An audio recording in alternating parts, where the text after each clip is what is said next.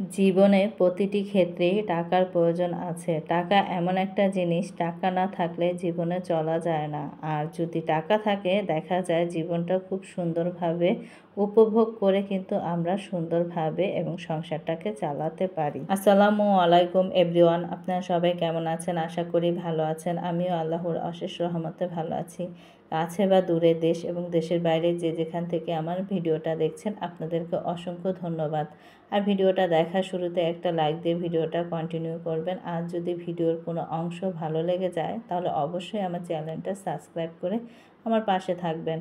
এই তো সকাল থেকে ভিডিওটা শুরু করে দিলাম। এই তো আদনানের বাবা রাত্রের বেলায় মাছ নিয়ে আসছে, মলায়া মাছ, শিং মাছ, বেলে মাছ এগুলো নিয়ে আসছে। আর মলায়া মাছগুলো এনেছে 1 কেজি এবং বেলে মাছও নিয়ে আসছে 1 কেজি, শিং মাছও 1 কেজি। তা 1 কেজি করে সব প্রত্যেকটা মাছই নিয়ে আসছে, 3 আইটেম মাছ।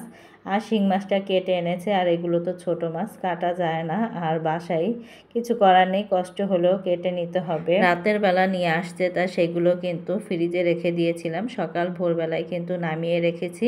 তারপর সকাল সকালে কিন্তু কেটে বেছে নিয়েছি, কারণ দুপুর হলে ভালো লাগে না, কারণ রান্না বান্না যেহেতু আছে।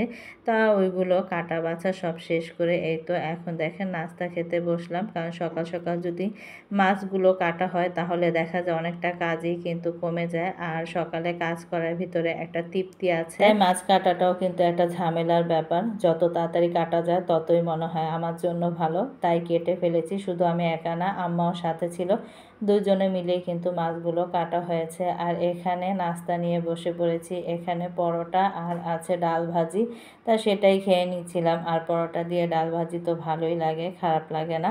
আর আমার কাছে হোটেলের তরকারি মানে পরোটা নাস্তা যাই হোক না কেন আমার কাছে খুবই ভালো লাগে, আর হোটেলের পরোটা বলে কথা। তাই এই তো দেখেন নাস্তাটা করে নিয়েছিলাম। অতএব কিন্তু সাথে আম্মাও বসা। একা একা নাস্তা করতে মাঝে মাঝে ভালো লাগে না, কিন্তু দেখা যায় ঘরের সমস্ত কাজকাম শেষ করে কিছু করার নেই, আমার নাস্তা খেতে দেরি হয়ে যায়, মাঝে মাঝে আমি একাই খেয়ে নিই। আর এখানে আম্মা মালটা কেটে নিয়ে আসছে, বললো যে নাস্তা তো খেয়েছো, একটু মালটা খাও। কারণ বললামই তো কয়েকদিন ধরে শরীরটা তেমনভাবে ভালো না, প্রচুর পরিমাণে দুর্বল। তাই এখন নিয়মিত খাওয়া দাওয়া করাটার চেষ্টা করছি, দেখি বাকিটা কতটুক। তারপরও তেমনভাবে মনে হচ্ছে যে ভালোই হচ্ছে না, তারপরে খেতে তো হবেই। তাই খেতে পাচ্ছি এখন আলহামদুলিল্লাহ, কিন্তু তেমন একটা স্বাদ পাচ্ছি না, কিন্তু আগের তুলনায় অনেকটাই এখন বেটার আছি। আর এই তো একা একা তো আর খেতে ভালো লাগে না। আমার আশেপাশে কিন্তু সবাই বসে আছে, আম্মা, আদনানের বাবা, আদনান। তা সবাইকেই বলছিলাম যে খাওয়ার জন্য, কেউই খেতে চাচ্ছে না। আবার ছেলেটারও তেমন একটা শরীর ভালো না, দেখা যাচ্ছে যে ওর ঠান্ডা, তারপর ভিতরে ভিতরে জ্বর কয়েকদিন ধরেই। কিন্তু এখন একটু ভালো, কিন্তু মুখে ও তেমন একটা রুচি পাচ্ছে না, আমার মতোই। আমি আর আমার ছেলে ধরতে গেলে দুজনই অসুস্থ অনেক দিন ধরেই। সবাই আমাদের জন্য দোয়া করবেন। আর এখানে দেখেন মালটাটা খাচ্ছিলাম। আর বিশেষ করে এখন বর্তমানে জ্বর ঠান্ডা হলে সবার প্রথমেই বলে ডাবের পানি, মালটা, তারপর লেবুর রস এগুলো বেশি বেশি করে খেতে, এবং ফল আইটেম জিনিসগুলো বেশি, আর টক আইটেম জিনিসগুলো বেশি খেতে। তা ফলের উপরেই এতদিন বেঁচে আছি, আর এখনও পর্যন্ত ফলের উপরেই আছি। আর এখানে খাওয়া দাওয়া শেষ করে এখন মাশাল্লাহ দেখি যে 1 সপ্তাহের উপরে মানে বাসায় গ্যাসটা ভালোই থাকে, এ কারণে একটু দেরি করে রান্না করা পড়ে। আর এখানে লাউ শাক রান্না করছিলাম শিং মাছ দিয়ে। আর শিং মাছ দিয়ে লাউ শাক রান্না করলে কিন্তু ভীষণ ভালো লাগে। আর যদি হয় যে টাটকা গাছের, তাহলে তার কোনো কথাই নেই। কিন্তু ঢাকার বাড়ি, টাটকা শাকসবজি মাছ কোথায় পাবো? আমাদের সবই বাজার থেকে কিনে আনতে হয়। তাই এখানে দেখেন লাউ শাক কিন্তু প্রায় রান্না হয়ে গিয়েছে। আর এখানে শাক বাটাটা দিয়ে দিচ্ছে। আর বেশিরভাগ সময় দেখা যায় যে শাক বেশি করে বেটে তারপর ডিপ ফ্রিজে রেখে দিই, যখন যে তরকারিতে লাগবে সেটা কিন্তু দিয়ে দিই। তাই এখানে কিন্তু এই মাছের তরকারি মানে শাকের তরকারিতেও শাক বাটাটা দিয়ে দিচ্ছিলাম। আর মাশাল্লাহ খুবই মজা হয়েছে, আর কালারটাও কিন্তু খুব সবুজ ছিল, খেতেও অনেক মজা হয়েছে। কিন্তু তেমনভাবে খাওয়ার ভিডিওটা করিনি, তা রান্নার ভিডিওটা যতটুকু পারলাম অতটুকুই করলাম। কারণ আমি একটু বাহিরে গিয়েছিলাম, আর আম্মা দেখি এসে যে রান্না বসিয়ে দিয়েছে। আর আমার আম্মার হাতে রান্না কথা আর কি বলবো, আমার আম্মা যেটাই রান্না করে না কেন আমার কাছে বিশেষ করে খুবই ভালো লাগে।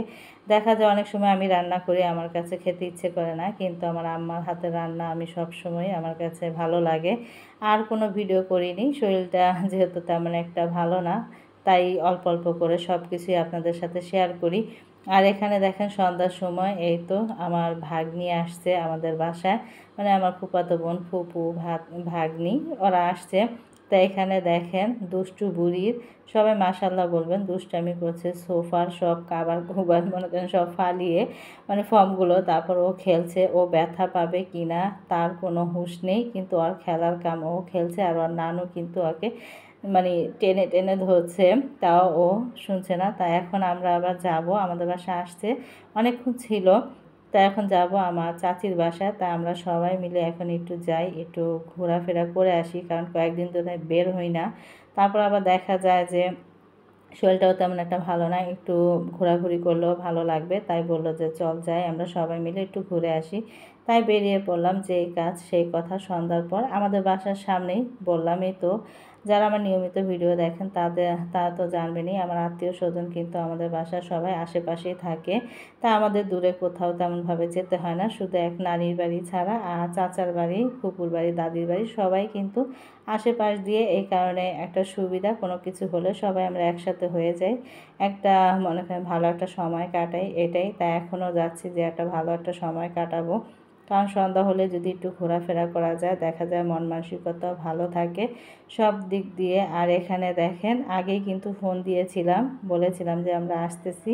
আর এখানে চাচি কিন্তু দেখেন অলরেডি আমরা আসা মাত্রই আমাদেরকে নাস্তা দিয়েছে, নুডলস। আর নুডলসটা কিন্তু সন্ধ্যার সময় হলে জমেই যায়, আমরা কিন্তু সবাই কম বেশি নুডলসটা পছন্দ করি। আর এখানে পাস্তা আর ম্যাগি নুডলস দিয়ে রান্না করেছে, আর কি বলবো, মাশাল্লাহ খুবই মজা হয়েছে। আর সাথে যদি এরকম বাসা ভর্তি মানুষ থাকে তাহলে তার কোনো কথা নেই। এসে দেখি চাচির বোনেরাও আসছে, তার বোনেরাও কিন্তু মাশাল্লাহ খুবই মিশুক। আমরা যে জায়গা যাই না কেন, দেখা যায় সবাই সবাইকে আপন করে নেই, আমাদের ভিতরে কোনো মনে করেন না মান গরিমা নেই। তা আমরা সবাই একসাথে হয়ে খুবই আনন্দ করছি, খাচ্ছি এবং দুষ্টামি ফাইজলামি করছি। তাই এটাই একটা ভালো একটা সম্পর্ক, ভালো একটা বন্ডিং। এই বন্ডিংটা যদি না থাকে তাহলে দেখা যায় আপনি যে জায়গায় যাবেন না কেন আপনার কাছে ভালো লাগবে না, একঘেয়েমি লাগবে। আমরা যে জায়গায় যাই না কেন সবাইকে আপন করে নিই, এবং আমাদের ফ্যামিলিটা এরকম, মানে আমাদের ভিতরে কোনো মান গরিমানটা এটা মানে কোনো ক্ষেত্রে আমরা রাখি না, সব জায়গায় সবাই আমাদের আপন। কারণ আজকে মরলে কালকে 2 দিন, এটা সব সময় ভাবতে হবে। যারা এই জিনিসটা ভাবে তারা কিন্তু কখনোই মান গরিমা রাখে না। আর আত্মীয় স্বজন সম্পর্ক কারীকে কিন্তু আল্লাহ পাকও ভালোবাসে। তাই সবাই সবার সাথে সদাই সত্য ব্যবহার এবং সদাই আচরণ করব, এটাই। আর এখানে দেখেন আমরা সবাই খাওয়া নিয়ে ব্যস্ত, আর আমার মামনি কিন্তু ও খেলা নিয়ে ব্যস্ত, ও খাচ্ছে না। ও তো মনে করেন নুডলস তো একটু ঝাল হয়েছে তাই ও খাচ্ছে না। আর আমার কাছে বিশেষ করে নুডলসটা একটু হালকা পরিমাণে ঝাল হলে কিন্তু অনেক ভালো লাগে। তাই দেখেন নুডলসটা কিন্তু সবাই মজা করে খেলাম। এখানে আবার চাচি আবার কি করেছে, এই তো এখানে আমরা নিয়ে আসছে, তা আমি বললাম শুধু লবণ দিয়ে, বললাম যে একটু মরিচের ফাঁকি দেন তাহলে ভালো লাগবে।